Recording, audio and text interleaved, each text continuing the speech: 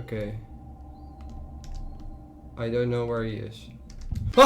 Yeah, I don't really like playing horror games. However, I thought it would be a fun idea to turn the old Pac-Man arcade game into a horror game. There is one problem though. Why must there always be a problem? I have absolutely no experience in 3D modeling, which is a pretty important part of a 3D game, but that's a problem for future me. So I had this idea where you play as one of the ghosts, and for some reason Pac-Man is chasing you. And because it's Pac-Man, the map needs to be like a maze. And throughout this maze there are fruits hidden. And if you collect 5 pieces of fruit, you win the game. And to make all of this happen, I use Unity, because I'm honestly too scared to switch to another game engine.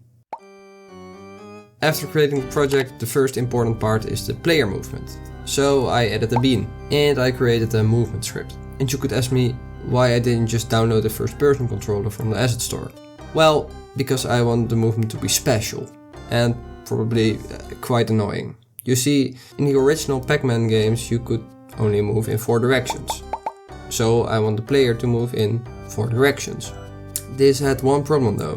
When the player is in a spot with no side paths, they will walk straight into a wall. To fix this, I make the player turn in 4 directions on crossings. And if the player is not on a crossing, it turns 180 degrees. And that turned out pretty good. Another problem was that the player could walk through walls. So we just need to add some colliders to the wall. Obviously the game wouldn't be scary without a scary thing following you. So here it is. Ha! Yeah, this is the Pac-Man.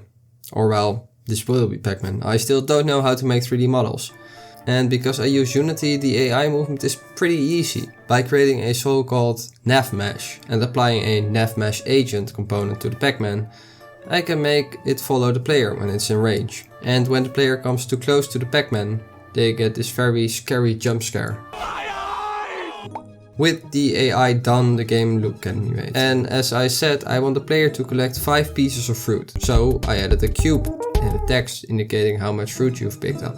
You pick up fruit by just walking through it. I said by just walking through. By just walking through. Thank you. Now the maze is a little bit small for 5 pieces of fruit. So I copy pasted everything. Because that's what programmers do. So now there is a big maze to get totally lost in. And in this maze we don't want the fruit pieces to spawn at the exact same location every time. So there are multiple possible spawn points for the fruits. And I decided to spawn more than 5 pieces, cause the maze is pretty big and you will get lost probably. Yeah, so I kind of forgot about this project, but then I remembered this project again. Another thing I wanted to change was the camera movement when you make a turn. It was very snappy, which was kind of confusing sometimes because it was not really clear how much you turned, so I added a more smooth turn. Okay, maybe it can be a little bit faster. Yeah, that's better. Now you can clearly see which way you're turning and how much you're turning, so that's pretty good. Yeah, remember the part where I said I have absolutely no experience in 3D modeling, which is a pretty important part of a 3D game, but that's a problem for future me. Yeah, hey, it's future me. Fuck you. Well, because this is not very scary, I want to learn how to make my own 3D objects. By making a donut. I followed the Blender tutorial that I think literally every single person has followed that wants to use Blender. But after following the tutorial I was officially a professional 3D artist and I could start making the fruit objects. But the most important object is the Pac-Man.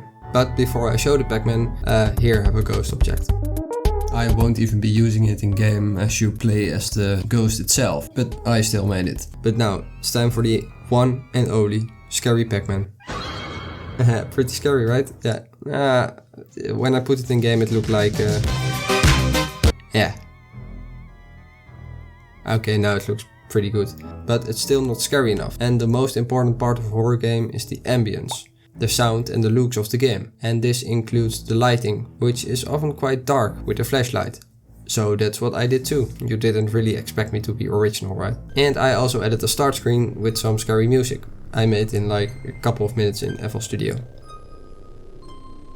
And some scary ambient sounds while you're in game, which makes it way scarier. I also added this sound when picking up a fruit, and it kind of reminds me of Legends of Zelda.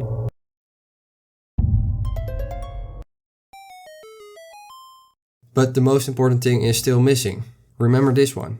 Yeah, I made a jump scare using Unity's animator, which is still kind of confusing for me, but you know, jump scare. Ha. Yeah, but while playtesting I noticed it was pretty hard to find the fruits because, well, the maze is quite big. So I decided to add some sounds to the fruit, which sounds pretty unnerving for some reason because it's in 3D space and thus it's being affected by the Doppler effect. But it really helps you find the fruits in game.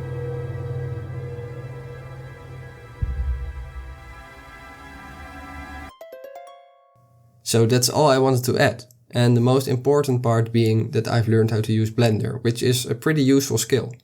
So now I can do a lot more in my videos. Obviously the game is not perfect, it's really empty, but I didn't want to spend even more time on it. You can download it for free on my itch page down in the description. And if you enjoyed this video, don't forget to give it a like and subscribe. Bye.